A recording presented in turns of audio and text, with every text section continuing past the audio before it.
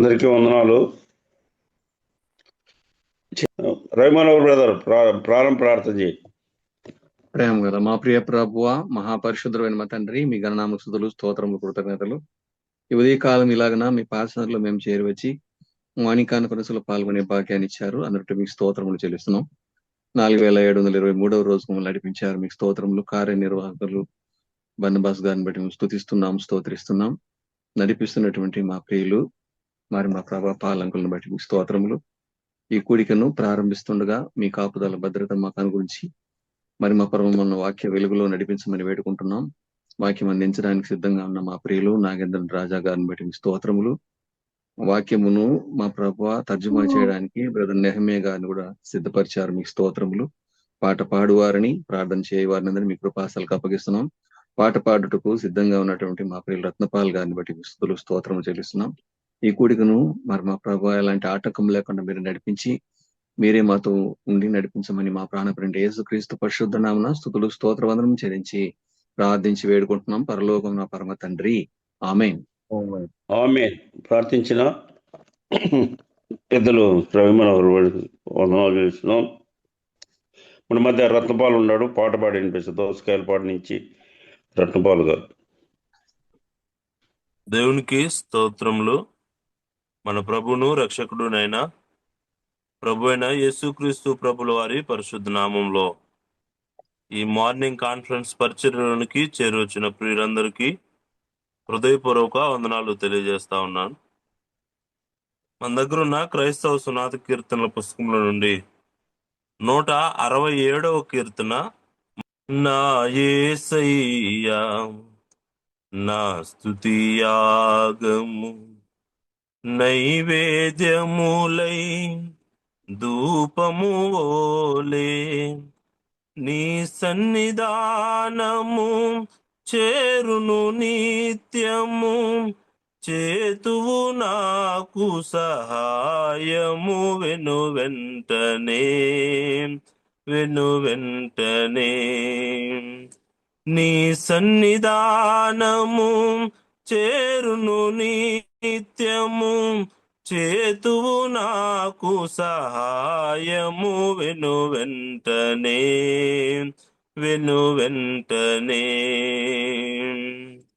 ఆత్మతోనూ మనస్సుతోనూ నేను చేయు విన్నపములు, ఆత్మతోనూ మనస్సుతోనూ నేను చేయు విన్నపములు ఆలకించి తండ్రి సన్నిధిలో నాకై విజ్ఞాపన చేయుచున్నావా. ఆలకించి తండ్రి సన్నిధిలో నాకై విజ్ఞాపన చేయుచున్నావా, విజ్ఞాపన చేయుచున్నావా. నా యేసయ్యా నా స్తుతియాగము నైవేద్యములై ధూపము ఓలే నీ సన్నిధానము చేరును నిత్యము, చేతువు నాకు సహాయము వెను వెంటనే మెలకువ కలిగి ప్రార్థన చేసిన శోధనలన్నీయు తప్పించెదవు. మెలకువ కలిగి ప్రార్థన చేసిన శోధనలన్నీయు తప్పించెదవు. నీ ప్రత్యక్షత నే చూచుటకే నాకై రారాజుగా దిగి వచ్చెదవు. నీ ప్రత్యక్షత నే చూచుటకే నాకై రారాజుగా దిగి వచ్చెదవు, రారాజుగా దిగి వచ్చెదవు నా యేసయ్యా. నా స్తుతియాగము నైవేద్యములై ధూపము ఓలే నీ సన్నిధానము చేరును నిత్యము, చేతువు నాకు సహాయము వెను వెంటనే, వెను వెంటనే. నీ సన్నిధానము చేరును నిత్యము, చేతువు నాకు సహాయము వెను వెంటనే, వెను వెంటనే. అంకుల్ వందనాలు అంకుల్. 21వ తేదీ పరలోక రాజ్యం గురించి, పరలోక రాజ్యం మర్మాల గురించి మత్తయి సువార్త 13 అధ్యాయం చేసినారు. ప్రార్థన బర్నబాసే ప్రార్థన చేస్తాడు. మేము గణనామాన్ని పూజిస్తున్నాం. ప్రతి ఉదయకాలం మీ మెల్లన స్వరం విని మా ఆత్మీయ వ్యక్తిగత భక్తి జీవితాలను బలపరచుకోవడానికి మీరు చూపుతున్న కృపకాయ స్తోత్రాలు చెల్లిస్తున్నాం. మీ దాసులు ఇద్దరు నిలవబడి నాగేంద్ర రాజన్న నేహమ్యన్న మీ వాక్య ధ్యానంలో ముందుకు కొనసాగుతుండగా సహాయం చేయండి. మీ ఆత్మావేశం ద్వారా మీ దాసుడు ప్రతి మాట పలుకుటకు సహాయం చేయండి. మీరు మాట్లాడే ప్రతి మాటకు మేము లోబడి మా జీవితాలను లోటుపాట్లు సరి చేసుకోవడానికి కృప చూపించండి.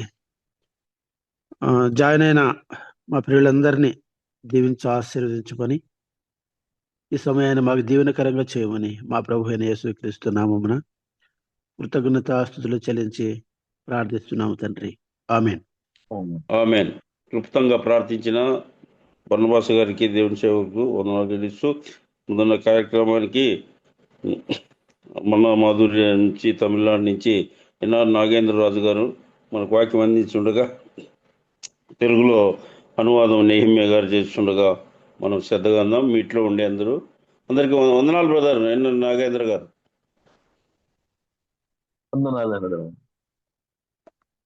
నెహిమ్య బ్రదర్ వందనాలు. ஆண்டவருக்கு மகிமை உண்டாவதாக உங்கள் யாவருக்கும் அந்த காலையிலே ஆண்டவராக இயேசு கிறிஸ்து நாமத்தில் என்னுடைய அன்பின் வாழ்த்துக்களை நான் தெரிவித்துக் கொள்கிறேன். దేవుని మహిమ కలుగును గాక. మీ అందరికీ ప్రభువైన యేసుక్రీస్తు నామములో నా ఉదయకాలపు వందనాలు తెలియపరుస్తున్నాను. இந்த காலை மார்னிங் கான்ஃபரன்ஸ்ல உங்களோட சேர்ந்து நானும் தேவ சமூகத்துல இருப்பதற்கு, வேத வாக்கியங்களோடு உங்களோட நிற்பதற்கு இறைவன் எனக்கும் அருள் புரிந்தார். அவருக்கு நான் நன்றி சொல்றேன். ఈ ఉదయకాలం మీతో కూడా చేరి దేవుని వాక్యాన్ని పంచుకోవటానికి దేవుడు నాకు అనుగ్రహం అనుగ్రహించారు. అందుని బట్టి దేవునికి స్తోత్రాలు చెల్లిస్తున్నాను. இந்த காலையில நாம மத்தேயு 8ஆம் அதிகாரத்திலிருந்து ஒரு சில விஷயங்களை பேசலாம் என்று நான் விரும்புகிறேன். ఈ రోజు మీతో కూడా మత్తయి సువార్త 8వ అధ్యాయంలో నుండి కొన్ని సంగతులు మాట్లాడాలని ఆశిస్తున్నాను. நம்ம அதற்கு ஒரு ஆதார வாக்கியமாக மத்தேயு 8ஆம் அதிகாரத்துல 22ஆம் வாக்கியத்திலிருந்து ஒரு சில வாக்கியங்கள் நாம் வாசிக்கலாம். ஒரு 3 வசனம் வாசிக்கலாம். 22 இருந்து தொடர்ந்து ஒரு 27 వరకు వాసి. మత్తయి సువార్త 8వ అధ్యాయము 22వ వచనం నుండి 27వ వచనం వరకు మనం చదువుకుందాం. మత్తయి 8 యేసు అతను చూసి, నన్ను వెంబడించుము, మృతులు తమ మృతులను పాతి పెట్టుకొనిమని చెప్పాడు. ఆయన దోణి ఎక్కినప్పుడు ఆయన శిష్యులు ఆయన వెంట వెళ్ళిరి. అంతటా సముద్రం మీద తుఫాను లేచినందున ఆ దోణి అలల చేత కప్పబడెను. అప్పుడు ఆయన నిద్రించుండగా వారు ఆయన వద్దకు వచ్చి, ప్రభువా, నశించిపోతున్నాము, మమ్మల్ని రక్షించమని చెప్పి ఆయన లేపిరి. అందుకు ఆయన, అల్ప విశ్వాసులారా, ఎందుకు భయపడుతున్నారని వారితో చెప్పి లేచి గాలిని సముద్రం గద్దింపగా మిక్కిలి నిమ్మలమాయను. ఆ మనుషులు ఆశ్చర్యపడి, ఈయన ఎట్టివాడో ఈయనకు గాలియు సముద్రం లోబడుతుందని చెప్పుకునేది. ஓகே, தேவனுக்கு மகிமை உண்டாவதாக. దేవునికే మహిమ కలుగును గాక. பிரியமுள்ள, இப்ப இந்த பகுதியிலே நம்ம பகுதியை வாசிக்கும் போது இந்த சம்பவங்கள் நமக்கு நன்றாக தெரியும். వీళ్ళారా చదవబడిన ఈ లేఖన భాగం ఇక్కడ సంభవం మనందరికి కూడా తెలుసు. இப்போ இறைவன் அந்த 5 இந்த புத்தகத்தை வாசிக்கும் போது 5, 6, 7 ஆகிய இந்த அதிகாரங்களை வாசித்து பார்த்தால் beatitude of God, அத மலை பிரசங்கத்தை நம்ம வாசிக்க முடியும். ఈ 5, 6, 7 వచ్చిన అధ్యాయాలను మనము చదివినట్లయితే కొండ మీద ప్రసంగము అని మనము చూడగలుగుతున్నాము. இப்போ அந்த மலை பிரசங்கம் ஆண்டவர் செய்து விட்டு கீழே அவர் இறங்கி வரும்போது நிறைய அற்புதம் அடையாளங்களை கர்த்தர் செய்கிறார். ఈ కొండ మీద ప్రసంగం ముగించి తిరిగి వచ్చిన తర్వాత ఆయన అనేకమైన అద్భుతమైన ఆశ్చర్యమైన కార్యాలు చేసుకుంటూ వచ్చాడు. இப்போ செய்தனுடைய நோக்கம் என்ன என்று கேட்டால், వాటి యొక్క ఉద్దేశం ఏమిటి అని చెప్పి మనం అడిగినట్లయితే, அவர் தேவகுமாரனாக இருக்கிறார் என்பதை நிரூபிக்கவே தேவன் அடையாளம் அற்புதங்களை செய்கிறார் என்பதை நாம் பார்க்க முடியும். ఆయన దేవుని కుమారుడు అని నిరూపించుకున్నట్టు కొరకై అద్భుత ఆశ్చర్య కార్యము చేస్తున్నాడని మనం ఎరుగుదుము. இப்போ இந்த பகுதியில் நான் வாசித்த அந்த வேத வாக்கியங்களை கடவுள் நமக்கு ஆசீர்வாதத்தை கொடுப்பாராக. ఈ చదువుబడిన లేఖన భాగము దేవుడు మనకు ఆశీర్వదించి అనుగ్రహించును గాక. இப்ப இங்க வாசிக்கப்பட்ட இந்த பகுதி, இந்த ஸ்டோரி நமக்கு நன்றாக தெரியும். మనము చదివిన ఈ అంశం ఏమిటో మనకు సరిగా బాగా ఎరుగుంటున్నాము. இப்போ ஆண்டவர் அந்த கெனசரேத், கலிலேயாவிலிருந்து கெனசரேத் என்ற பகுதிக்கு அவர் போகிறார். ఇక గల్లే నుండి గెన్నసర్ అనే ప్రాంతమునకు ఆయన వెళ్తూ ఉంటున్నాడు. இப்ப அப்படி போகும் பொழுது பார்த்தீங்கன்னு சொன்னால் அந்த படகுல போகும்போது கடலில் பயங்கர கொந்தளிப்பு, அலைகள் ஏற்படுகிறது. అలాగూ వారు ప్రయాణమై వెళ్తున్నప్పుడు అక్కడ తుఫాను అలల చేత కప్పబడినట్లుగా చూస్తున్నాము. இப்ப அடுத்தாற் போல கரை ஏறும்போது அங்க 2 பிசாசு பிடித்த மனிதர்கள் வருவதை பார்க்கிறோம். కரை ఏరుம்போது பிசாசு பிடிச்சவங்க 2 பேர் வராங்க. ఆ యొక్క దరికి చేర్చుంటున్నప్పుడు ఆ దయ్యముల చేత పీడింపబడుతున్న ఇద్దరిని మనం అక్కడ చూస్తున్నాము. இப்ப அந்த பிசாசு பிடிச்சவங்க கடவுள் விடுதலை கொடுக்கிறார். அந்த பிசாசு எல்லாம் போய் பன்றியில போய் விழுந்து அது கடல்ல செத்து போகுது. కాబట్టి ఆ వారిలో ఉంటున్న ఆ యొక్క అపవిత్రాత్మను వెళ్ళగొడుతున్నాడు. అవి పందుల్లో పడి కేకలు వేసి చనిపోతుంటున్నవి. இப்போ அந்த மக்கள் நீங்க இங்க இருக்க வேண்டாம், நீங்க போங்க அப்படின்றாங்க. కాబట్టి అక్కడున్న ప్రజలు మీరు ఎక్కడికి మాకు వద్దు, మీరు వెళ్ళిపోమని చెప్తున్నాడు. இப்ப நம்ம பார்க்க போற விஷயங்கள் இதைத்தான் நம்ம பார்க்க போறோம். ఇప్పుడు మనం చూడబోతున్న సంగతులు ఇప్పుడు వీటినే మనం చూడబోతున్నాము. இந்த ஸ்டோரி நமக்கு நல்லா தெரியும். ఈ యొక్క కథ లేక ఇక్కడ జరిగిన సంగతి మనందరికి బాగా తెలుసు. இது ஏன் ஆண்டவர் இந்த பிசாசுகளை அந்த பன்றிக்குள்ள துரத்தினாரு, அந்த பன்றி எல்லாம் விழுந்துச்சு, அந்த கேள்விக்கு நமக்கு பதில் எங்க இருக்குங்களா? ఎందుకు ఆయన దయ్యములను పందుల్లోనికి నెట్టాడు, ఆ పందులు ఎందుకు వెళ్ళి చనిపోయినవి అనే దాని కొరకు మన ఆ ప్రశ్నకి ఏమైనా జవాబు మన దగ్గర ఉంటున్నదా? இதுல என்ன நம்ம பாடம் படிக்க போறோம்? ఇది మనం చదవబోతున్నాం. ஓகே, இப்ப இந்த விஷயத்தை தான் நாம் இப்பொழுது தெரிந்து கொள்ள போகிறோம். ఈ సంగతినే మనం ఇప్పుడు తెలుసుకోబోతున్నాము. எவ்வளவு நம்ம ஏற்கனவே நான் சொன்னபடி ஆண்டவர் அற்புதங்களை, அடையாளங்களை அவர் செய்கிறார். నేను ముందుగా చెప్పినట్లుగానే మన ప్రభు అద్భుత ఆశ్చర్య కార్యములు చేస్తున్నాడు. இப்ப ஆண்டவர் அற்புத அடையாளம் செய்கிறார் என்று சொன்னால் ஏதோ அவர் கடவுளா இருக்கிறார் என்பதை நிரூபிப்பதற்காக அவர் அற்புதங்கள், தன்னுடைய வல்லமைகளை வெளிப்படுத்தினார் என்பது அல்ல. ఏదో ఆయన దేవుడై ఉన్నాడు కాబట్టి అద్భుత ఆశ్చర్య కార్యములు చేశాడు అనేది మాత్రమే కాదు. ஆண்டவர் ஞானஸ்தானம் எடுத்து கரையேறின உடனே, யோவான் ஸ்நான இடத்திலே கரையேறின உடனே அவர் பிரசங்கம் செய்ய ஆரம்பித்தார். ప్రభు వారు బాప్తీసం తీసుకొని లేక బాప్తీసం యోహాను ద్వారా బాప్తీసం తీసుకొని ఒడ్డుకు చేరిన వెంటనే ఆయన ప్రసంగించడం ప్రారంభించాడు. அந்த பிரசங்கத்தில் கர்த்தர் என்ன விதத்திலே பிரசங்கம் செய்தார்? மனம் திரும்புங்கள், பரலோக ராஜ்யம் சமீபமா இருக்கிறது என்று பிரசங்கித்தார். అక్కడ ప్రసంగం ఏమిటంటే మారు మనసు పొందుడి పరలోక రాజ్యం సమీపమై ఉన్నదని ప్రసంగించాడు. இப்போ கர்த்தர் பிரசங்கித்த அந்த வார்த்தையினுடைய அம்சம் என்ன? பரலோக ராஜ்யம் சமீபமா இருக்கிறது. ప్రభు ప్రసంగించిన అంశం ఏమిటి? పరలోక రాజ్యము సమీపముగా ఉన్నది. அப்போ பரலோக ராஜ்யம் சமீபமா இருக்குதுன்னு சொன்னால் அதோட அர்த்தம் என்ன? அப்ப பரலோக ராஜ்யம் என்றால் என்ன என்ற ஒரு கேள்வி நமக்கு வருகிறது. ఇప్పుడు పరలోక రాజ్యం సమీపంగా ఉన్నది అంటే పరలోక రాజ్యం ఇస్తే ఏమిటి అన్న ప్రశ్న మనలో ఉంటున్నది. இப்போ பரலோக ராஜ்யம் எப்படி இருக்கும் என்ற ஒரு கேள்வி நமக்கு வருகிறது. పరలోక రాజ్యం ఎలా ఉంటుంది అనే ప్రశ్న మనలో ఉంటుంది. இப்ப இந்த கேள்வி எல்லாம் நாம் புறஜாதிகள் இடத்திலிருந்து நம்ம ரட்சிக்கப்பட்டு வந்ததுனாலே நமக்கு அந்த பேக்ரவுண்ட் நமக்கு தெரியவில்லை. మనము అన్ని జనాంగముల నుండి రక్షించబడి వచ్చాము కాబట్టి ఆ యొక్క నేపథ్యం ఏమిటో మనకు తెలియదు. ஆனால் ஒரு இஸ்ரவேல் மக்களுக்கு, அந்த யூதர்களுக்கு அவருடைய வார்த்தையின் அர்த்தம் என்னவென்று அவர்களுக்கு தெரியும். కానీ ఇస్రాయేల్ ప్రజలకు లేక యూద ప్రజలకు ఆ అంశము లేక ఆ నేపథ్యం అంతా కూడా వారికి తెలుసు. தேவகுமாரன் என்றால் என்ன என்று அவர்களுக்கு தெரியும். దేవుని కుమారుడు అంటే ఏమిటో వారికి తెలుసు. அதாவது தேவனுடைய ராஜ்யம் இந்த உலகத்திலே நடக்கும் போது அதனுடைய அம்சம் எப்படி இருக்கும் என்பதும் அவருக்கு நன்றாக தெரியும். దేవుని రాజ్యము ఈ లోకంలో ఆయన స్థాపించి జరిగిస్తున్నప్పుడు అది ఎలాగుంటున్న సంగతి వారికి తెలుసు.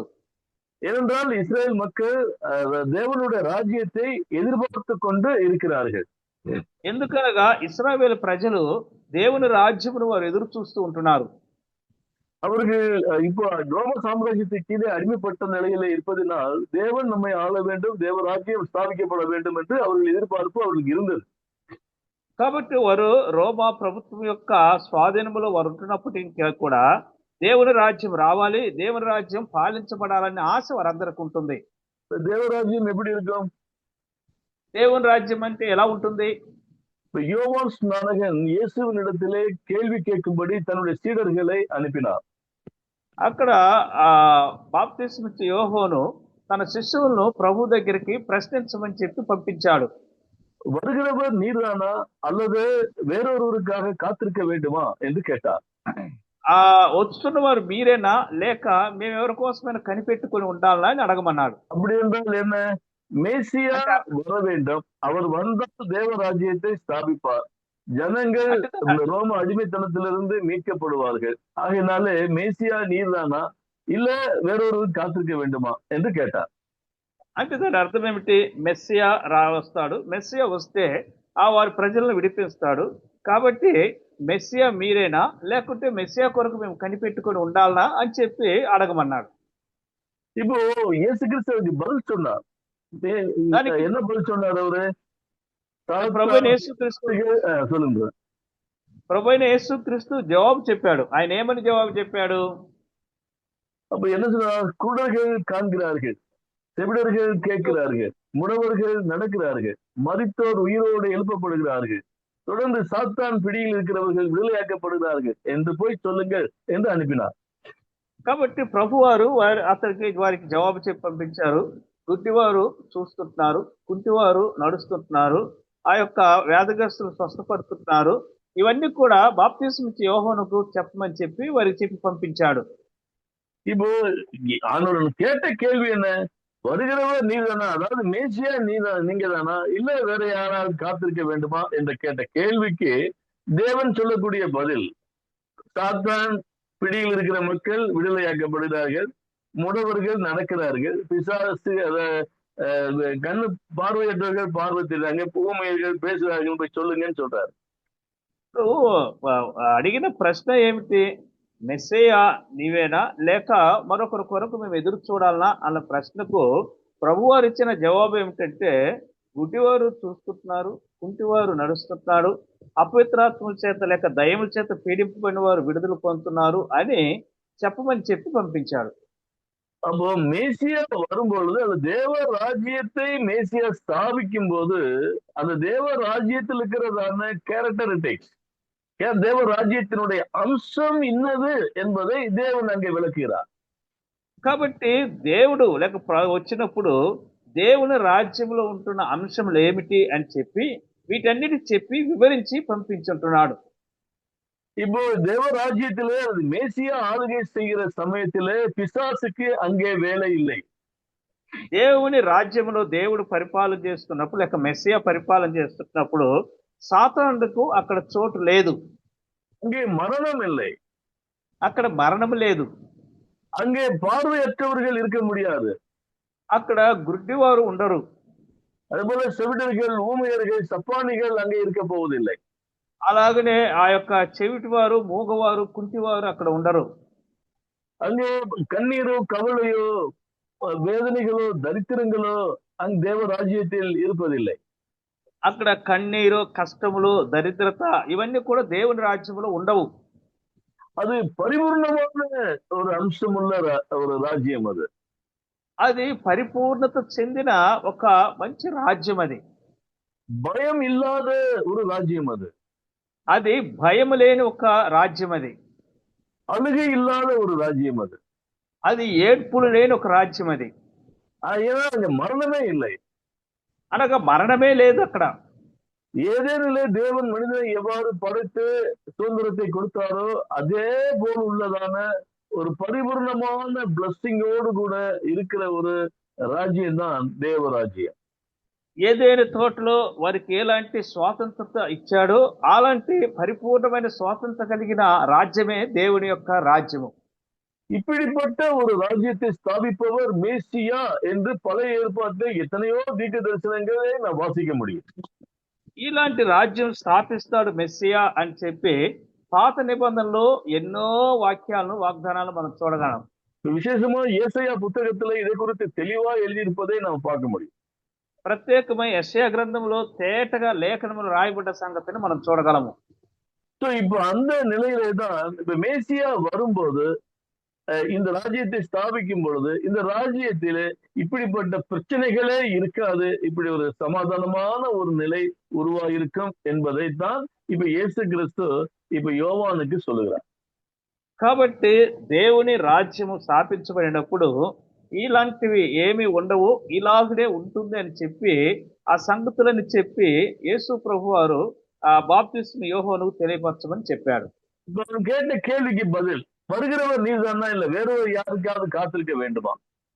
అనగా అడిగిన ప్రశ్న, ఆ రాబోతున్న వారు మీరేనా లేక మరొకరి కొరకు మేము కనిపెట్టుకుని ఉండవలేనా అన్న ప్రశ్న பதில் ஆண்டவர் பதில் சொல்வது, குருடர்கள் பார்க்கிறார்கள், செவிடர்கள் கேட்கிறார்கள், பிசாசுகள் துரத்தப்படுகிறது, மரணம் இல்லை, ஜீவன் அடைகிறார்கள் என்று போய் சொல்லுங்கன்னு சொல்லும் போது அவன் புரிஞ்சுக்கிறான்.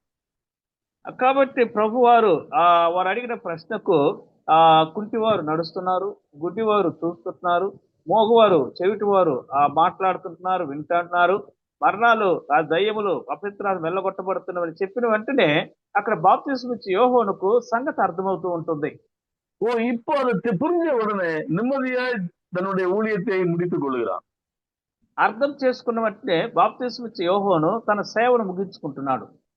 இப்போ இந்த வகையில தான் இயேசு கிறிஸ்து இந்த உலகத்தில் இருக்கும்போது தன் மேசியா என்பதை நிரூபிக்கவே இந்த அற்புதம் அடையாளங்களை அவர் செய்கிறார். ஏன்னா மேசியா வரும்போது அதெல்லாம் நடக்கும். కాబట్టి ప్రభు అయిన యేసుక్రీస్తు వారు ఈ లోకంలో ఉన్నప్పుడు ఆయన మెస్సియా అని నిరూపించుకుంటూ కొరకే ఈ అద్భుత ఆశ్చర్య కార్యములు చేశాడు. ఎందుకంటే మెస్సియా వచ్చినప్పుడు ఇవన్నీ కూడా జరుగుతాయని లేఖనాలు రాయబడి ఉన్నవి. ஓகே, இப்ப இங்க நம்ம பார்க்கும்போது நம்ம ஆண்டவர் அந்த மலைப்பிரசங்கத்துல மேசியாவின் ராஜ்யம், தேவ ராஜ்யத்தினுடைய சட்ட திட்டங்கள் எப்படி இருக்கும் என்பதை அந்த 3 அதிகாரத்திலே தேவன் விளக்குகிறார்.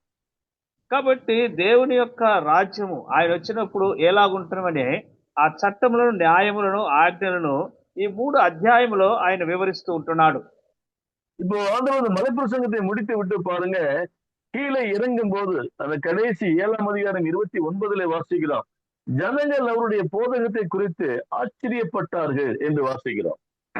కాబట్టి ఆయన కొండ మీద ప్రసంగం ముగించుకొని ఆయన కిందికి దిగి వస్తున్నప్పుడు 7వ అధ్యాయము 28, 29 వచనాలుతుంది. యేసు ఈ మాటలు చెప్పి ముగించినప్పుడు జనసమూహము ఆయన బోధకు ఆశ్చర్యపడుతుండరి. அது மாத்திரமல்ல, இவர்கள் சொல்லுகிறார்கள், இவர் வேத போதகரை போல போதியாமல் அதிகாரம் உடையவராய் அவர் போதித்தார் என்று நம்ம 28ஆம் வசனத்திலே வாசிக்கிறோம். కాబట్టి 29వ వచనంలో మనం చూస్తాం, ఏలయనగా ఆయన వారి శాస్త్రులే కాక అధికారం గల వాని వారికి బోధించను అని అంటున్నాడు. ஏன் ஜனங்கள் இப்படி சொன்னாங்க? ఎందుకు ప్రజలు ఇలాగ వారు చెప్పారు? அது மாத்திரமல்ல பிரியமானவரே, கீழே 8ஆம் வசனத்துல வரும்போது மலையிலிருந்து ஆண்டவர் இறங்கி வரக்கூடிய இந்த சமயத்துல சகல ஜனங்களும் அவர் கிட்ட போய் அவரை தொட்டார்கள் என்று, పక్కத்துல நெருங்கினார்கள் என்று நாம் இங்க వాసిக்க முடியும். అంత మాత్రం కాదు ప్రియులారా, అలాగే 8వ అధ్యాయంలోనికి మనం వచ్చినప్పుడు ఆయన కొండ మీద నుండి దిగి వచ్చినప్పుడు జనసమూహములు ఆయన వెంబడించను లేక ఆయన ముట్టినట్లుగా మనం చూస్తూ ఉంటున్నాము. இப்ப பாருங்க, இதே மாதிரி பழைய நம்ம ஏற்பாட்டிலே வாசிக்கும் போது மோசே சீனாய் மலையில தேவனுடைய வசனத்தை வாங்கி மக்களுக்கு கொடுத்தான். చూడండి, అలాగనే మన పాత నిబంధనలో మనం చదివినట్లయితే మోసే సీనాయి కొండ నుండి వారికి ఆజ్ఞలు తీసుకుని వస్తుంటున్నాడు. இப்போ சீனாய் மலை தேவனுடைய அந்த சட்டத்தை வாங்கி மக்கள் கொடுக்க போது அவன் தான் அதிகாரம் உடையவனாக மக்களுக்கு அந்த சட்டத்தை கொடுத்தான். కాబట్టి సీనాయి కొండ నుండి ఆ యొక్క ఆజ్ఞలు తీసుకొని వచ్చి అధికారం కలిగిన వాని వలె వారికి బోధించాడు, లేక ఇచ్చాడు. మోసే సీనాయిலிருந்து இறங்கி வரும்போது ஜனங்கள் அவனை பார்க்கவே முடியவில்லை. మోసే ఆ సీనాయి పర్వతం నుండి దిగి వస్తున్నప్పుడు ప్రజలు మోసే యొక్క ముఖమును చూడలేకపోయారు. அப்ப ஜனங்கள் சொல்றாரு, மோசே முகத்தை பார்க்க முடியவில்லை, நீங்க முக்காடு போட்டுக்குங்க அப்படின்னு சொல்றாங்க. కాబట్టి ప్రజలు మోసే నీ ముఖమును చూడలేకపోతున్నాము, ముసుగు వేసుకోమని వారు చెప్పారు. ఇలా பழைய ஏற்பாட்டிலே கொடுக்கப்பட்ட அந்த சட்டங்கள் மோசே மூலமாக கொடுக்கப்பட்ட போது ஜனங்கள் அதை சகிக்க முடியவில்லை. ఆ యొక్క పాత నిబంధనలు దేవుని ద్వారా ఆ యొక్క చట్టాలను ఆ మోసేకి ఇచ్చినప్పుడు వాటిని వారు అనుసరించలేకపోయారు. ఇలా அந்த நியாயப்பிரமாணம் ஜனங்களுக்கு நியாய தீர்ப்பையே கொண்டு வந்ததாக நம்ம பார்க்க முடியும். ధర్మశాస్త్రము వారికి ఆ యొక్క తీర్పును మాత్రమే తీసుకొని వచ్చినట్లుగా చూస్తుంటున్నాము. பொதுவா நியாயப்பிரமாணம் ஜனங்களுக்கு ரட்சிப்பை கொடுப்பதில்லை. అసహజముగా ధర్మశాస్త్రము ప్రజలకు రక్షణ ఇవ్వలేదు. நியாயப்பிரமாணம் மக்களுக்கு ரட்சிப்பை கொடுப்பதில்லை, மாறாக மக்கள் செய்த பாவம் அல்லது தவறுடைய அளவீடு என்ன என்பதைத்தான் அது நமக்கு நிர்ணயிக்கிறது. కాబట్టి ధర్మశాస్త్రము వారికి రక్షణ ఇవ్వలేదు, మారుగా వారు చేసిన పాపముల యొక్క కొలతలను చూపిస్తూ ఉంటున్నది. இப்போ ஒரு மனிதன் எவ்வளவு குற்றம் செய்திருக்கிறான், அந்த குற்றத்துக்கு தகுந்த தண்டனை என்ன என்பதைத்தான் பிரமாணம் கூறுகிறது. ఆ యొక్క ధర్మశాస్త్రము వారు ఎంత నేరం చేశారు, ఆ నేరానికి తగిన ఆ యొక్క శిక్ష ఏమిటి అన్న సంగతినే ధర్మశాస్త్రం తెలియపరుస్తూ ఉంటున్నది. ஆனா நியாயப்பிரமாணமாக தண்டனையின் அளவீடு தான் சொல்லப்படுகிறதே ஒழிய రక్షింపు అంగే இல்லை. కాబట్టి ఆ ధర్మశాస్త్రము ఆ యొక్క వారు చేసిన వాటి యొక్క ఆ నేరముల యొక్క కొలత చూపిస్తుందే కానీ అందులో నుండి బయటకు వచ్చే రక్షణ గురించి చెప్పటం లేదు. இப்ப மோசே மலையில் இறங்கும் போது ஜனங்கள் அவனை பார்க்க முடியாது, அவர் மூக்காடை போட்டுக் கொள்ளுங்கள் என்று சொல்லி அவனிடத்தில் விலகினார்கள். కాబట్టి మోసే కొండ మీద దిగి వస్తున్నప్పుడు ప్రజలు మోసే యొక్క ముఖం చూడలేక ముసుగు వేసుకోమని ఆయన బ్రతిమాడుకున్నారు. நியாய தீர்ப்பு வந்ததைத்தான் நாம் பார்க்க முடியும். అదే நியாய தீர்ப்பு అక్కడ తీర్పు వచ్చినట్లుగా మనం చూస్తూ ఉంటున్నాము. ஆனா பாருங்க, இங்க அதே தேவன் தான் அந்த பிரமாணத்தை கொடுத்தவர் தான் இப்ப இங்க இந்த பிரமாணத்தை கொடுத்து மலையில் இருந்து இறங்கி வருகிறார். చూడండి, అక్కడ ఆ ప్రమాణం లేక ధర్మశాస్త్రం ఇచ్చిన దేవుడే ఇక్కడ కూడా ఆయన కొండ మీద నుండి దిగి వస్తుంటున్నాడు. இப்ப இவர் பிரமாணத்தை கொடுத்து இறங்கி வரும் பொழுது ஜனங்கள் அவரிடத்திலே நெருங்கினார்கள் என்று நம்ம வாசிக்கிறோம். ఇక్కడ ఆయన ఆజ్ఞలు కట్టడలను వారికి ఇచ్చి ఆయన కొండ మీద నుంచి దిగి వస్తున్నప్పుడు జన సమూహములు ఆయన చుట్టుముట్టారు, లేక ఆయన సమీపించారు, ముట్టారని చూస్తూ ఉంటున్నాము. இதான் தேவனுடைய இப்ப இந்த கால கிருபையின் காலம், தேவனுடைய கிருபை நம்ம மத்தியில இறங்கினது என்பதை அறிகிறோம். ఇది మనము అర్థం చేసుకోవాలి. దేవుని యొక్క కృపాకాలము, దేవుని యొక్క కృప మన మీదికి వచ్చెను అన్న సంగతిని మనం జ్ఞాపకం చేసుకోవాలి. அந்த நியாயபரமான காலம் முடிவுக்கு வந்து கிருபையின் காலம் ஆரம்பித்திருக்கிறது என்பதை நாம் இங்கே பார்க்கிறோம். ధర్మశాస్త్ర కాలము ముగింపులోనికి, కృపాకాలము ప్రారంభంలోనికి ఇక్కడ మనం వచ్చామని గుర్తు చేసుకోవాలి. இப்போ தேவன் இறங்கும் போது தான் தேவன் தான் தேவகுமாரன் என்பதை அவர் நிரூபிக்கிறார். కాబట్టి ఆయన దిగి వచ్చేటప్పుడు ఆయన దేవుని కుమారుడు అని చెప్పి అక్కడ రూఢిపరుస్తూ ఉంటున్నాడు. இது பாருங்க, தேவகுமாரன் அதாவது மேசியா வரும்போது, ராஜ்யம் ஸ்தாபிக்கப்படும் பொழுது அந்த நேரத்தில் என்ன விதமான அம்சங்கள் அங்கே இருக்கும் என்பதை இங்கே நிரூபிக்கிறார். కాబట్టి దేవుని రాజ్యం వచ్చినప్పుడు లేక మెస్సియా వచ్చినప్పుడు ఏ ఏ అంశములు అక్కడ ఉంటున్నవి అన్న సంగతిని ఇక్కడ చేసి చూపించి నిరూపిస్తుంటున్నాడు. இந்த பகுதியில வாசிக்கும் போது பாருங்க, ஆண்டவர் அங்கே ஒரு குஷ்டரோகம் உள்ள மனிதனை சுகமாக்கிறார். చూడండి, ఈ భాగం మనం చదువుతున్నప్పుడు ప్రభువారు దిగి వచ్చి ఒక కుష్టు వ్యాధి కలిగిన వారిని బాగు చేస్తున్నాడు. 100க்கு அதிபதியினுடைய வேலைக்காரனை, தூரத்தில் இருக்கிற அவனை சுகமாக்குகிறார். ఆ యొక్క శతాధిపతి యొక్క కుమారుడు దూరముగా ఉంటున్న వాడిని కూడా ఆయన స్వస్థపరుస్తున్నాడు. அதுக்கடுத்து பார்க்கிறோம், பேதுரு மாமியை தொட்டு சுகமாக்குகிறார். అలాగనే పేతురు యొక్క అత్తగారిని ముట్టి స్వస్థపరుస్తున్నాడు. பாருங்க, தேவன் இங்கே வியாதிகள் மேல் அதிகாரம் உடையவராய் இருக்கிறார் என்பதை காண்பிக்கிறார். చూడండి, ఇక్కడ దేవుడు అపవిత్రాత్మల మీద లేక దయ్యముల మీద అధికారం కలిగిన వాడు అని చెప్పి ఆయన రూఢిపరుస్తున్నాడు, నిరూపిస్తున్నాడు. தேவன் ஆளுகை செய்யும் போது வியாதிகளுக்கு அங்கே வேலை இல்லை. కాబట్టి దేవుడు రాజ్యం చేస్తున్నప్పుడు అక్కడ వ్యాధులకు చోటు లేదు, அங்கே பலவீனங்களுக்கு அங்கே இந்த வேலை இல்லை, అక్కడ బలహీనతలకు చోటు లేదు. இப்ப அடுத்து நம்ம பார்க்கும்போது பாருங்க, நம்ம வாசித்த அந்த வேத பகுதி, கடல் చదివిన மேலே లేఖన பிரயாணம் பண்ணுகிறார். చూడండి, మనం చదివిన లేఖన భాగంలో ఆయన దోణి మీద ప్రయాణం చేస్తున్నాడు, సముద్రం మీద. இப்ப சமுத்திரம் கொந்தளிக்கிறது. ఇక్కడ సముద్రము పొంగుతూ ఉంటుంది. இந்த சமுத்திரத்தை கடவுள் அடக்குகிறார். సముద్రాన్ని దేవుడు అణిచివేస్తున్నాడు. இப்ப சமுத்திரத்தின் மேல, இயற்கையின் மேல அவருக்கு இருக்க அதிகாரத்தை இங்கே காண்பிக்கிறார். కాబట్టి ఇక్కడ ఆయన ఆ ప్రకృతి పైన ఉంటున్న ఆ యొక్క అధికారం ఆయన చూపిస్తున్నాడు. அதுக்கு அடுத்து கெனசரேத் அந்த ஊர்ல 2 பிசாசு பிடிச்சவனை கர்த்தர் வெளியே ஏற்றி அவனை சுகமாக்குறார். అక్కడ గెన్నసరతు అన్న ఆ యొక్క ప్రాంతంలో 2 దయ్యములు పట్టిన వారిని ఆయన బాగు చేస్తూ ఉంటున్నాడు. பிசாசு மேலே ஆண்டவர் அதிகாரம் உடையவராய் இருக்கிறார் என்பதை காண்பிக்கிறார். అక్కడ అపవాది లేక దయ్యముల మీద అధికారం కలిగిన వాడు అని అక్కడ నిరూపిస్తుంటున్నాడు. நம்ம அடுத்து போக மதத்தின் மேல் அதிகாரம் உடையவராய் இருக்கிறார் என்பதை நம்ம பார்க்க முடியும். మదతం మీద மரணம் டெத் மேல అక్కడ మరణం పైన అధికారం గలవాడు అని మనం అక్కడ చూడగలుగుతున్నాము. நம்ம அடுத்த அதிகாரங்கள் எல்லாம் போகும்போது மரணம் அடைந்தவர்களை உயிரோடு எழுப்புகிறதை பார்க்க முடியும். మనము తర్వాత అధ్యాయంలోనికి వెళ్ళినట్లయితే ఆ యొక్క మరణించిన వారిని కూడా లేపే సంగతిని మనం అక్కడ చూడగలుగుతున్నాము. மரணத்தின் மேலே தேவனுக்கு அதிகாரம் இருக்கிறது என்பதை இங்கே நிரூபிக்கப்படுகிறது. కాబట్టి మరణము పైన ఆయనకు అధికారం ఉన్నది అని ఇక్కడ నిరూపించబడుతుంటున్నది. இது எல்லாமே மேசியாவுக்கு இருக்கிறதான அறிகுறிகள்.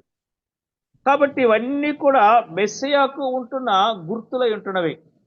இப்ப அதைத்தான் ஆண்டவர் இங்கே நிரூபிக்கிறார். అదే ప్రభువారు ఇక్కడ నిరూపిస్తున్నాడు. ஓகே, இப்போ நம்ம கடைசியா ஒரு விஷயத்தை நம்ம இங்க பார்க்கலாம். ఇక్కడ చివరిగా ఒక సంగతిని మనం చూద్దాము. இப்போ ஆண்டவர் இந்த பகுதியிலே, அதாவது கலிலேயா கடலிலே மக்தலேனா என்ற பகுதியிலே தான் இந்த அடையாள அற்புதங்கள் எல்லாம் ஆண்டவர் செய்து வருகிறார். ఇక్కడ గలిలయ సముద్రం పైన ఆయన ఆ యొక్క ప్రాంతంలో ఈ అద్భుత ఆశ్చర్యకార్యములు చేస్తూ ఉంటున్నాడు. அதாவது மக்தலேனா என்றதான ஏரியாவில், అదే మగ్దలేనా అనబడి చెప్పిన ఒక ప్రాంతము. இப்போ அது இந்த பகுதியிலே அற்புத அடையாளங்களை செய்து விட்டு அடுத்து அந்த கல்லையாவுக்கு, அந்த மக்தலேனாவுக்கு எதிரே இருக்கிற பட்டணம் தான் கெனசரேத் பட்டணமாகும். ఆ తర్వాత ఆ మగ్దలేనకు సమీపముగా ఉంటున్న ప్రాంతమే గెన్నసరతు ప్రాంతం అని చూస్తున్నాము. இப்போ மக்தலேனா என்ற ஏரியா கிழக்கு பகுதியில, மேற்கு பகுதியிலே இருக்கிறது. சொல்லுங்க. ఈ మగ్దలేనా అనబడిన ప్రాంతము పరమట వైపు ఉంటున్నది. இப்போ அந்த மேற்கு பகுதியிலிருந்து ஆப்போசிட் சைடு அந்த கிழக்கு பகுதிக்கு தேவன் பயணம் ஏறக்குறைய ஒரு 13 கிலோமீட்டர் பயணிக்கிறார். అక్కడ ఆ పరమట వైపు నుండి ఇంచుమించుగా 13 కిలోమీటర్లు తూర్పు వైపుకు ఆయన ప్రయాణం చేస్తూ ఉంటున్నాడు. அந்த கலிலேய கடலுக்கு குறுக்கே பயணித்து கெனசரேத்துக்கு போகிறார். ఆ గలిలయ ప్రాంతం నుండి ఆయన బయలుదేరి గదరేలు దేశం చేరుకు వస్తూ ఉంటున్నాడు. இப்ப இங்க பாருங்க, இந்த இந்த இந்த லேண்ட வந்து நமக்கு கொஞ்சம் புரியணும்.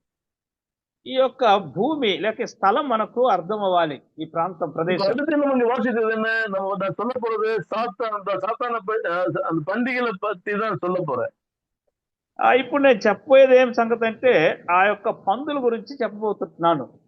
பாருங்க, பாலஸ்தீன தேசம் வந்து மேல் பகுதியிலே பார்க்கும்போது கலிலேயா மாகாணம் இருக்கிறது.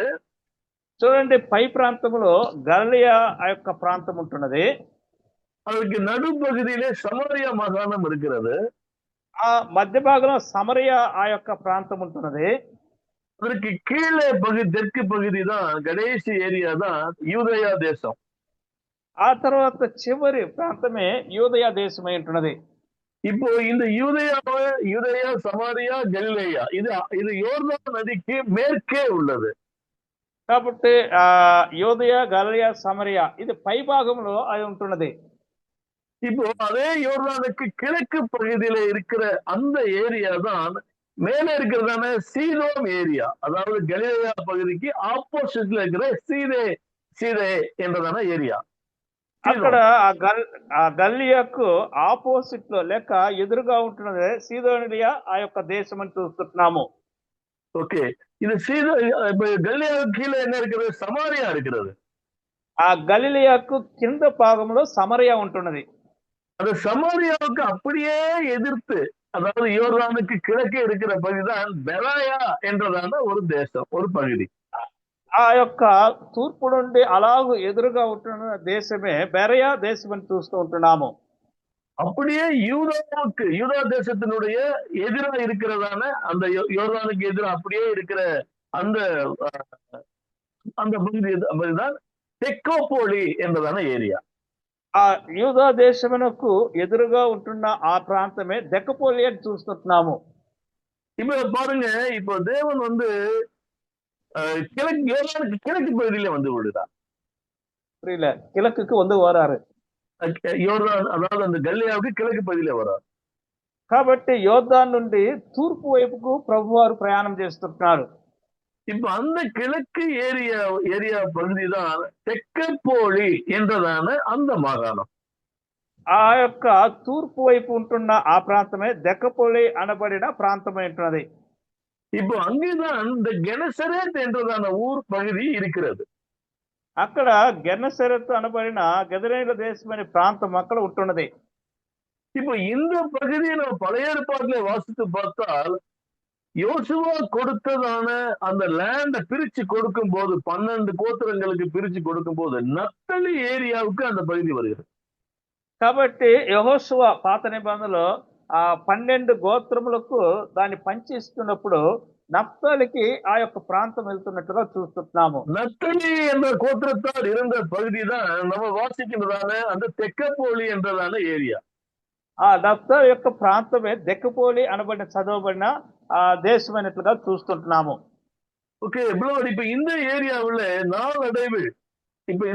நாளடைவில் நீங்க பாத்தீங்க அப்படின்னு சொன்னா, மொசாரே என்றதான ஒரு குரூப் ஆஃப் பீப்புள், அது யூதர்களுக்கு சாதகமாக இருக்கிற பீப்புள் வந்து இந்த பகுதியில ரொம்ப நாள் வசித்து கொண்டிருந்தார்கள். అక్క యూదులకు సమీప జనంగా మొసారే இந்த குரூப் ஆஃப் பீப்புள் அந்த பகுதியில வசிக்கிறாங்க. అక్కడ మొసారే అనబడిన ప్రజలు అక్కడ వారితో కూడా అక్కడ నివసిస్తూ ఉంటున్నారు. இப்ப இது ஒரு பெரிய வரலாறு. இப்ப ரோமர்கள் அந்த காலகட்டத்தில் இந்த பெராயா, தெக்கப்போலி இந்த 2 பட்டணங்களையும் ரொம்ப உயர்தரமான பட்டணமாக இந்த பட்டணத்தை கட்டி எழுப்பினார்கள். ఆ బెరియా, దెక్కపోలే అనబడిన ఈ 2 పట్టణాలను ఒక ఉన్నతమైన పట్టణాలుగా కట్టి అప్పటి వారు వాటిని పరిపాలించారు. அலெக்சாண்டர் காலத்துல இந்த பட்டணங்கள் உலகளாவிய நிலையில் பிரசித்தி பெற்ற பட்டணங்களாக கிரேக்கர்கள் அதை மாற்றி வைத்தார்கள். అలెగ్జాండర్ కాలంలో ఈ పట్టణముల్లో ప్రపంచ వ్యాప్తి చెందిన ఒక మహాపట్టణములుగా వారు వాటిని ఆ యొక్క కట్టి చూపించారు. அந்த நாட்களிலே அங்கேதான் மிலிட்டரி கேம்ப், மிலிட்டரியோட ட்ரைனிங் சென்டர் அங்கே வைத்திருந்தார்கள். అక్కడ సైన్యపు యొక్క ఆ యొక్క ట్రైనింగ్ సెంటర్ అక్కడ పెట్టాడు. மிகப்பெரிய விளையாட்டு மைதானம் அங்கே இருந்தது. మహా గొప్ప ఆ యొక్క పెద్ద మైదానం లేక ప్రాంతం అక్కడ ఉంటున్నది, ఎడారి. கிரேக்க மக்களுக்கு அந்த ஏரியா ஒரு சிம்ம சொப்பனமாய் காணப்பட்டது. గ్రీకు ప్రజలకు ఆ ప్రాంతం ఒక సింహ స్వప్నంలాగా ఉంటున్నది. அதே போல ரோமர்களும் அந்த பட்டணத்தை சிறப்பு பெற்ற பட்டணமாக தங்கள் காலத்தில் வைத்திருந்தார்கள். అలాగని రోమిలకు కూడా ఆ పట్టణమును వారి కాలంలో మహా ప్రఖ్యాతిగాంచిన పట్టణముగా వారు చూస్తూ వచ్చారు. இப்ப இப்பேற்பட்ட சிறப்பு வாய்ந்த பட்டணங்கள் தான் இயேசு கிறிஸ்துவின் காலத்திலும் அது காணப்பட்டது. ఈ యొక్క ప్రత్యేకత పొందిన ఈ పట్టణాలే యేసు ప్రభు యొక్క కాలంలో కూడా అక్కడ కనిపించిన పట్టణాలు. இப்போ இங்க இருக்கிறதான ஒரு ஒரு விஷயம் என்னவென்று கேட்டால், அங்க இருக்கிறதான ஒரு ஆலயம், தேவ ஆலயம், அதாவது அவங்க கோயில் ஒண்ணு இருந்தது.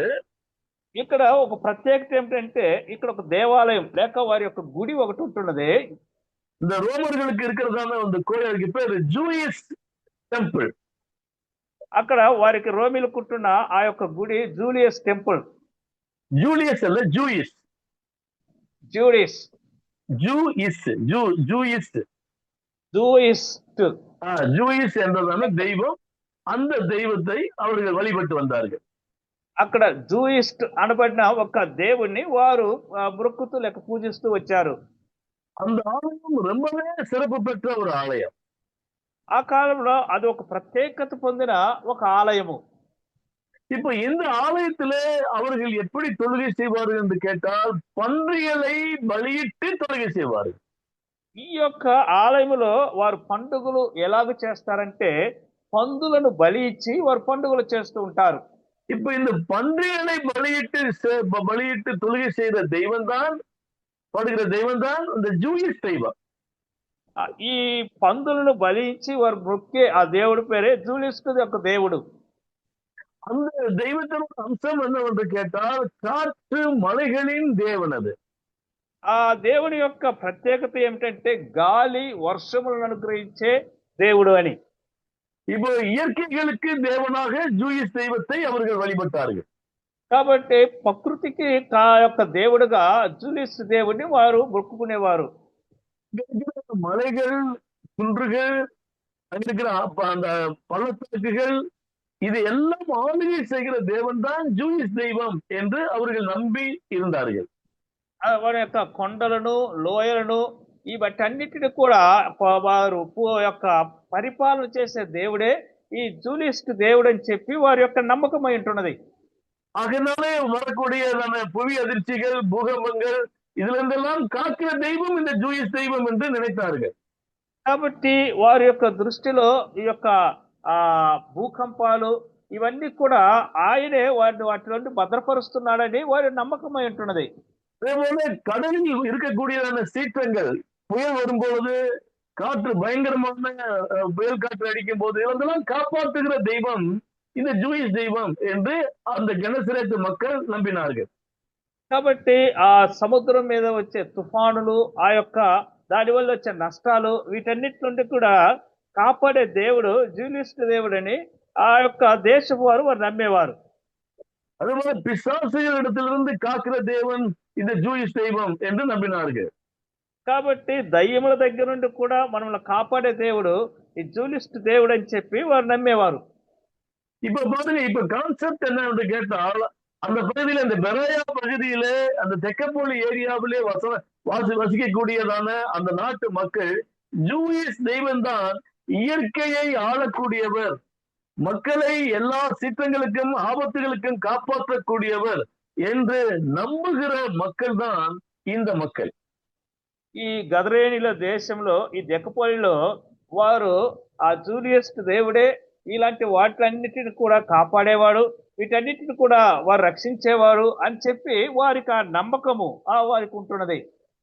இப்ப இந்த விதமான நிலையில் இருக்கும் போதுதான் இயேசு கிறிஸ்து மக்தலேனாவில இருந்த அவர் அப்படியே ஆப்போசிட் பகுதியில் இருக்கிற பெராயாவுக்கு, ஐ மீன் அந்த தெக்கப்போலி ஏரியாவுக்கு கடந்து போகிறார். కాబట్టి ఇలాంటి సమయంలోనే ప్రభువైన యేసుక్రీస్తు వారు బెరియా నుండి దెకపోలియాకు ప్రయాణం చేసి వెళ్తూ ఉంటున్నాడు.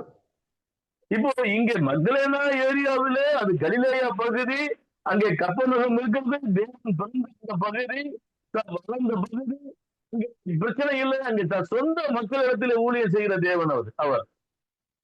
ఆయన మనం చూసినట్లయితే ఆ యొక్క సమరయ ఆ యొక్క అక్కడుంటున్న తన సొంత ప్రజలతో సేవ చేసే దేవుడు. அங்கே அவருக்கு எந்த பிரச்சனையும் இல்லை. అక్కడ ఆయనకి ఏ సమస్య కూడా లేదు. ஆனால் இப்ப ஆண்டவர் சொல்றாரு, அக்கறைக்கு போவோம் பாருங்க. ఆయన ప్రభు అని అంటున్నాడు, ఆ దరికి వెళ్దాం రండి అంటున్నాడు. ஏன்னு கேட்டா, நான் அக்கறையிலையும் வெளியிலையும் சென்று தேவராஜ்யத்தை சொல்ல வேண்டும் என்று ஆண்டவர் சொல்லி வருகிறார். అనగా ఆ దరికి వెళ్ళి కూడా దేవుని రాజ్యం గురించి వారికి చెప్పాలి అంటున్నాడు. இப்போ பிரஜாதிகளிடத்திலே தேவன் வரக்கூடிய காட்சியை தான் நாம் இங்கே பார்க்கிறோம். ఇక్కడ అన్ని జనుల మధ్యకి ప్రభు వారు వచ్చే దృశ్యాన్ని మనం ఇక్కడ చూస్తుంటున్నాము. இப்ப இது போல புறஜாதிகளாகிய நம்மளை பரலோகத்தில் இருக்கிற தேவன் பாவிகளை ரட்சிக்க தேவன் உலகத்துக்கு வந்தார் என்ற விஷயத்தை நாம் இங்கே புரிய முடிகிறது. కాబట్టి పాపులను రక్షించుటకు క్రీస్తు యేసు ఈ లోకమునకు లేక అన్ని జనం దగ్గరికి వచ్చాడు అన్న సంగతిని ఇక్కడ మనం అర్థం చేసుకుంటున్నాము. இப்ப இடையில வரும்போது கடல் கொந்தளிக்கிறது, பெரிய அலை வருகிறது, படகு அமலத்தக்க நிலைமையில காற்றும் கடலும் கொந்தளிக்கிறதை நாம் இங்கே பார்க்கின்றோம். ఇక్కడ ఆయన వస్తున్నప్పుడు అక్కడ సముద్రము, తుఫాను, ఆ యొక్క అలల చేత కప్పబడుట, ఈ సంగతులన్నీ కూడా మనం చూస్తుంటున్నాము. இப்போ அந்த அந்த அந்த அந்த ஏரியா மக்கள் அந்த படகுல நிறைய பேர் பக்கத்து படகுகளில பிரயாணம் பண்ணுகிறார்கள். ఆ ప్రాంతం వారు ప్రభు వారు ఆ దోణిలో ప్రయాణం చేస్తుండగా చుట్టుపక్కల దోణిల్లో వారు కూడా ప్రయాణం చేస్తున్నారు ఆ ప్రాంతపు వారు. இப்ப அவர்கள் நம்பிக்கை இந்த ஜூயிஸ் கடவுள் நம்மை இந்த ஆபத்திலிருந்து காப்பாற்றுவார் என்று நம்பினார்கள். కాబట్టి వారి యొక్క ఆ ఉద్దేశం ఏంటంటే జూలియస్ దేవుడు ఈ అపాయముల నుండి మనల్ని కాపాడుతాడు అని చెప్పి వారి యొక్క నమ్మకం అయి ఉంటున్నది. ஆனால் இப்ப இந்த நம்பிக்கை அவர்கள் இழந்து நாங்கள் சாக போகிறோம் என்று சொல்லுகிறார்கள். ఇప్పుడు ఆ నమ్మకమును వారు కోల్పోయి ఇప్పుడు మేము చనిపోతున్నామన్న స్థితిలోనికి వారు వచ్చారు. இப்ப இயேசு கிறிஸ்து இறந்தது என்று இறையாதை அமைதலாயுது என்று இயற்கையை அடக்கினார். కాబట్టి ప్రభువైన యేసుక్రీస్తు వారు ప్రకృతిని గద్దించి నిమ్మలపరుస్తూ ఉంటున్నాడు. அப்போ அந்த மக்களுக்கு அந்த காரியத்தை ஆண்டவர் செய்யும் போது என்ன மக்கள் நினைப்பார்கள்? కాబట్టి ప్రభువారు ఆ పని చేసినప్పుడు ఆ సముద్రం మీద ఉంటున్న ఆ గదరేయుల దేశం యొక్క ప్రజలు ఏమనుకుంటారు?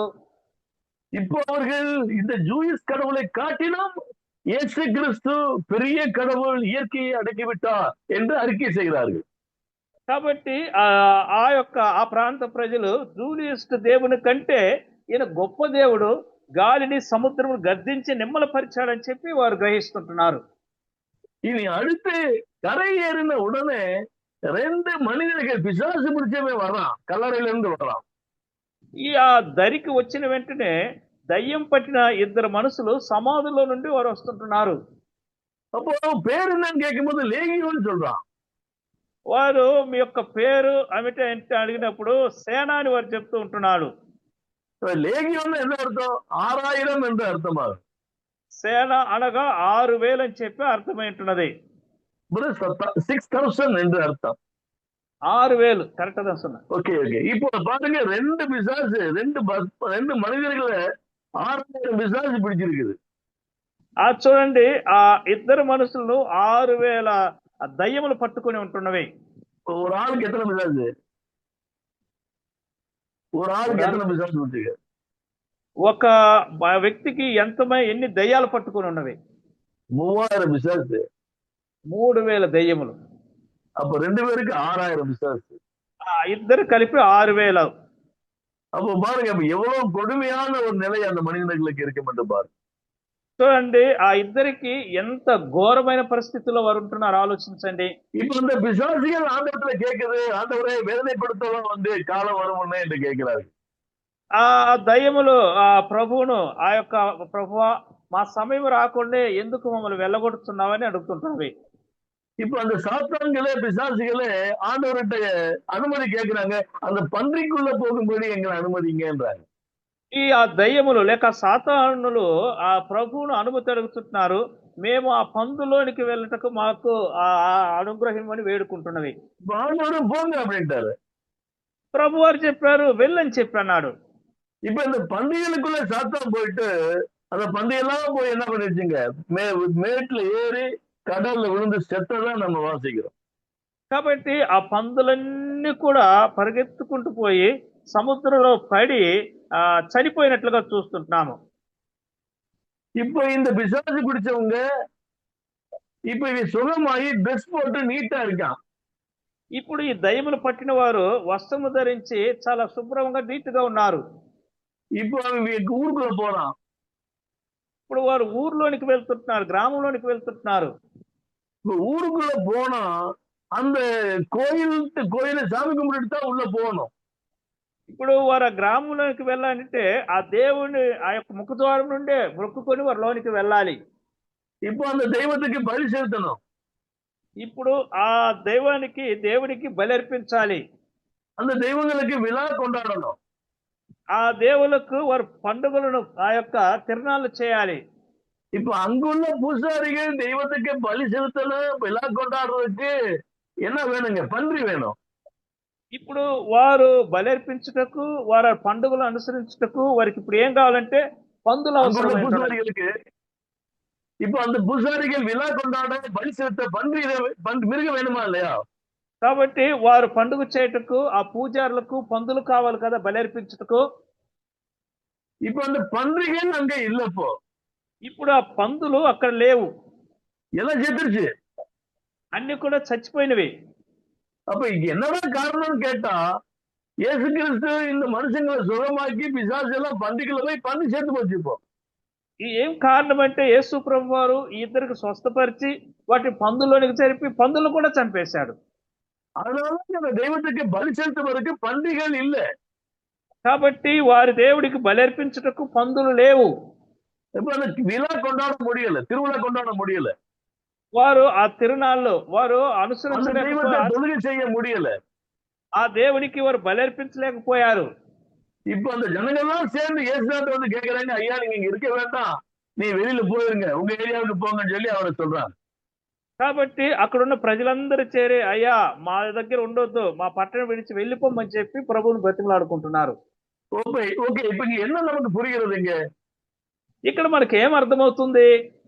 இப்ப பன்றிகள் பலி செலுத்தப்பட்டு அந்த அந்த ஜூயிஸ் தெய்வம் உயர்ந்த தெய்வம் என்று ஜனங்களால் இயற்கையின் தேவன் என்று పోట్రపడుகிறது. కాబట్టి పందులు బలర్పించబడి ఆ జూలియస్ దేవుడు ప్రకృతి మొత్తం తన స్వాధీనంలో ఉంచుకున్నాడని చెప్పి ఆ ప్రజల యొక్క భావన ఉంటున్నది. ஆனா இப்போ அந்த பன்றிகள் இப்ப பலி செலுத்துவதற்கு அங்க இல்லாமல் இருக்கிறது. కానీ ఇప్పుడు ఆ బలర్పించడానికి పందులు లేవు. அப்ப அந்த மக்களுடைய மனநிலை எப்படி இருக்கும்? இப்ப பாருங்க, பிரச்சனை கேட்டா இப்போ அந்த தெய்வத்துக்கு எதிராக சக்தி உள்ளவர் இயேசு கிறிஸ்து என்ற ஒரு நிலையிலே இப்ப ஆண்டவர் சேலஞ்சோட நிக்கிறார். కాబట్టి అక్కడ మనం గమనించినట్లయితే ఆ యొక్క యేసు ప్రభు వారి యొక్క దేవుడి కంటే శక్తివంతుడైన దేవుడు అని చెప్పి అక్కడ ఒక సవాలుగా వారికి ఎదురుగా నిలబడి ఉంటున్నాడు. இப்போ அந்த ஜூயிஸ் தெய்வத்தினுடைய ப்ராப்பர்ட்டி காட்டிலும் மேலான தேவன் இயேசு கிறிஸ்து என்பதை இங்க நிரூபிக்கிறார் அவர். ఇక జూలియస్ దేవుడి కంటే ఉన్నతమైన వాడు, శక్తి కలిగిన వాడు యేసు ప్రభు అని వారి మధ్య అక్కడ నిరూపిస్తున్నాడు. இப்ப இந்த ஜனங்கள் புறப்பட்டு போனார்கள் இயேசுவை பார்த்து. ఇప్పుడు ఆ యేసు ప్రభుని చూసి ప్రజలు భయపడిపోయారు. இத பாருங்க, இப்ப இயேசு கிறிஸ்து கடலிலே அற்புதம் செய்தது, அந்த இயற்கையை அடக்கினது, இந்த பன்றிகளை சாய வச்சது, இது எல்லாமே அந்த ஜூயிஸ் தெய்வத்தை காட்டிலும் இயேசு கிறிஸ்து மேலான தெய்வம் என்பதை நிரூபிக்கும்படி ஒரு சேலஞ்ச் பண்ணும்படிக்கு கடவுள் அங்க போகிற விஷயத்தை நாம் இங்க பார்க்கிறோம்.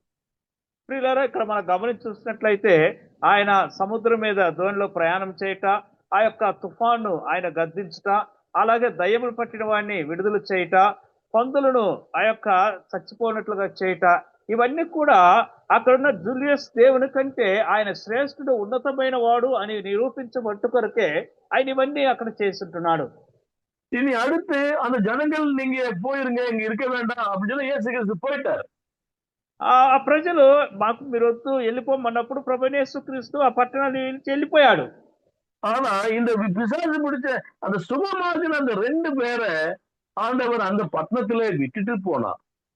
కానీ ఆ దయ్యములు పట్టి బాగు చేయబడ్డ ఆ ఇద్దరిని ఆ పట్టణంలో విడిచిపెట్టి లేక ఉండమని చెప్పి ఆయన వెళ్ళిపోయాడు. இனி அடுத்த விஷயம் என்ன நடக்கிறது? ఆ తర్వాత అక్కడ ఏం జరుగుద్ది? இந்த சுகமாக்கப்பட்ட 2 பேரும் அந்த ஊர்லே தான் இருக்கிறார்கள். ఈ స్వస్థత పొందిన ఇరువురు కూడా ఆ ఊరిలోనే లేక ఆ పట్టణంలోనే ఉన్నారు. இப்ப இந்த மனிதர்களை பார்க்கின்ற அந்த ஊரார், அந்த பட்டணத்தார் என்ன பேசுவார்கள், என்ன நினைப்பார்கள்? ఈ ఇద్దరిని చూస్తున్న ఆ పట్టణం వారు లేక ఆ ప్రాంతం వారు ఏమనుకుంటారు, ఏం మాట్లాడుకుంటూ ఉంటారు? இவனை பற்றி உள்ள வரலாறு, இவன் பேக்ரவுண்ட், இவன் பின்னால் உள்ள வாழ்க்கை எப்படி இருந்தது என்று அந்த ஜனங்களுக்கு நன்றாகவே தெரியும். ఈ ఇద్దరి యొక్క ఆ యొక్క వారి ముందు స్థితి ఎలాంటిది, ఎలాంటి స్థితిలో ఉన్నారు అని చెప్పి ఆ ప్రాంతపు ప్రజలందరికీ కూడా బాగానే తెలుసు. இப்ப 2 விஷயத்தை அவனை பார்க்கும் போதெல்லாம் அந்த ஜனங்கள் சொல்லுவார்கள். ఆ 2 సంగతులు ఆ ప్రాంత ప్రజలు వారిని చూసినప్పుడు చెప్తూ ఉంటారు. அந்த ஊர் மக்களும் சரி, அந்த ஊர் அதிகாரிகளும் சரி, அந்த ஊர் பூசாரிகளும் சரி, 2 விஷயத்தை இவனை பார்க்கும்போது சொல்லுவார்கள். ఆ ఊరి ప్రజలైతేమి, ఆ ఊరి పెద్దలైతేమి, ఆ ఊరి పూజారి అయితేమి, వీరందరూ కూడా 2 సంగతులు వారు చెప్పుకుంటూ ఉంటారు సాక్ష్యముగా. ஒன்று, இந்த மனிதர்களை பிடித்திருந்த பிசாசுகள் நம்ம தெய்வத்துக்கு பலியிட இருந்த பன்றிகளை கொன்று விட்டான் என்று சொல்லுவார்கள். ఒకటి ఈ యొక్క దేవుడు ఇద్దరే దెయ్యం పట్టిన వారిని విడుదల చేసిన దేవుడు మన యొక్క పందుల గుంపులన్నిటిని కూడా చంపివేశాడు అని చెప్పుకుంటారు.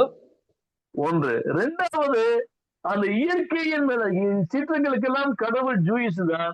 ஆனால் அது இப்ப தோற்று போய் விட்டது. இவனை சுகமாக்குற தெய்வம் வல்லமையுள்ள தெய்வம் என்று சொல்லுவார்கள். రెండవదిగా వారు ఆ యొక్క ప్రకృతి మీద ఆ యొక్క అధికారం కలిగిన దేవుడు జయిస్తాడని మనం అనుకుంటున్నాము. కానీ ఈల దేవుడు అనగా వీరిని స్వస్థపరిచిన దేవుడు ఆ సముద్రము గాలిని సమస్తము గద్దించి నిమ్మలపరిచి ఆ యొక్క ప్రకృతి పైన అధికారం కలిగిన దేవుడు ఈయనే గొప్ప దేవుడు అని వారు చెప్పుకుంటారు. இப்ப இயேசு கிறிஸ்து அங்க இல்லைதான். యేసు ప్రభు వారు అక్కడ లేడు. ஆனால் இயேசு கிறிஸ்துவினால் உண்டாக்கப்பட்ட அந்த 2 சாட்சிகள் அந்த தெய்வத்துக்கு வல்லமை இல்லை என்று அவர்கள் சொல்லுகிறார்கள்.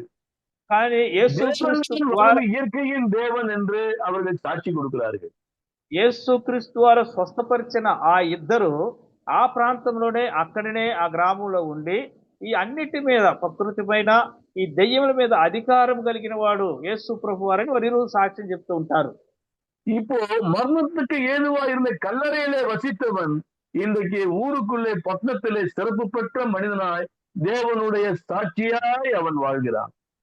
సమాధుల్లో తిరుగుతూ తమను తామును గాయపరుచుకుంటున్న ఆ ఇరువురు ఇప్పుడు పట్టణంలో చేరి వారు ఉన్నతమైన ఒక స్థానాన్ని అలంకరించి అక్కడ వారు ఆ సాక్షులుగా వారు ఉంటున్నారు.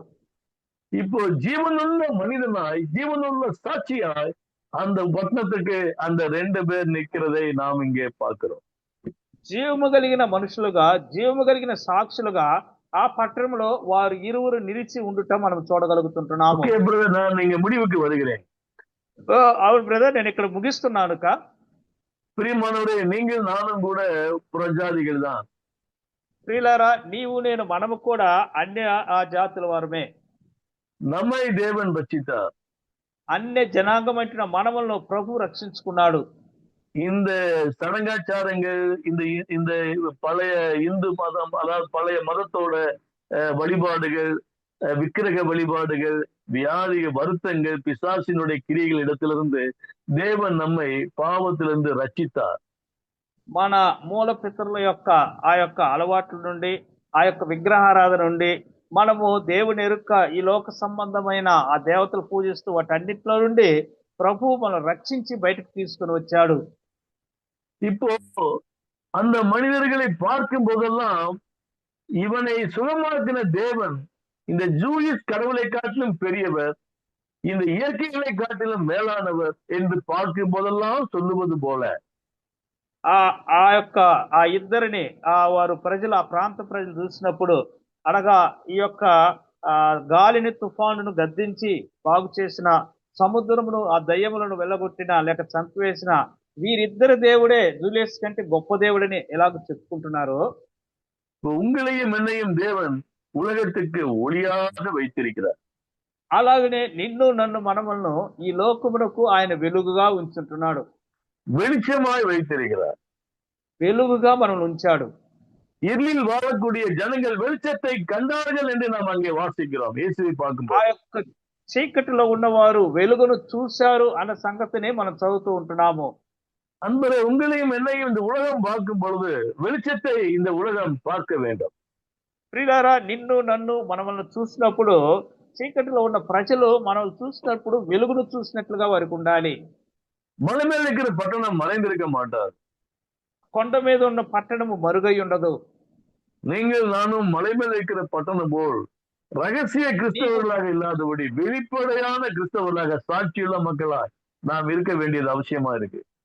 నీవు నేను కొండ మీద ఉన్న పట్టణం వలె మరుగై ఉన్న వారి మధ్య కాకుండా ప్రకాశించి బయటికి వెలుగై ఉన్న వారుగా నీవు నేను మనం కనిపిస్తూ ఉండాలి.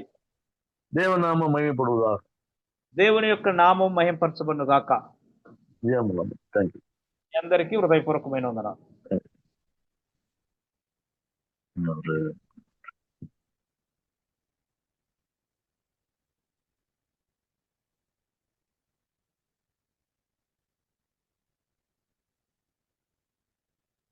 ఒక్క నిమిషం అన్మ్యూట్ చేస్తున్నాను. అంకుల్ మాట్లాడండి.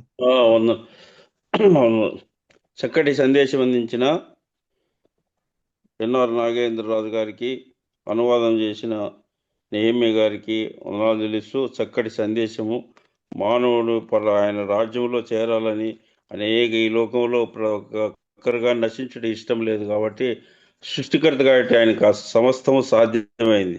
సముద్రం పైన సృష్టి పైన అంతా కనుక మనం రక్షింపబడాలని, ప్రతి ఒక్కరూ రచనలో ఆయన దగ్గర ఉండాలని, ఆయన బిడ్డలుగా ఉండాలని అనేక ఉపమానాలతో చక్కటి సందేశం అందించిన వందనాలు చెల్లిస్తూ, మిగతా ఈ విధంగా ఆఖరికి వాక్యం ప్రచురించినట్లు దాదాపు ఈరోజు 40 మందికి పైన ఈ ఉదయకాలమే వచ్చిన యాచనలో ఇంతమంది ఉండరు కనుక దేవునికి స్తోత్రం చెల్లిస్తున్నాం. ఆఖరి ప్రార్థనగా ఫ్రాంక్లిన్ ప్రార్థన చేస్తారు. అనంతపూర్